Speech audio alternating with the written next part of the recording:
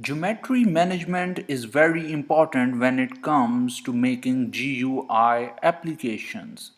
Geometry management refers to how we make our views, that is, the placement of different widgets inside of our view, as every application has different design and different requirement of the interface, so we have to move our widgets and make a view accordingly. So this is very important, and TK Inter provide tools for geometry management, and one of the tool is Grid. Grid is a geometry management tool in which we arrange our widgets in a form of a grid or a matrix. This grid has rows and columns. Every row is defined by a number and every column is also defined by a number. We can have as many rows and as many columns as we want. So the first row is defined by the number 0, second row with 1 and third row with 2. And similarly the first column with 0, second with 1 and third with 2.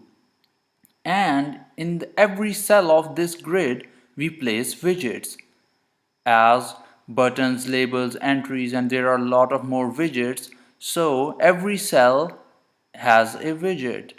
In this example, you can see on row 0 and column 0 we have a button, and in row 0 and column 1 we have a label, and similarly in column 1 we have entry.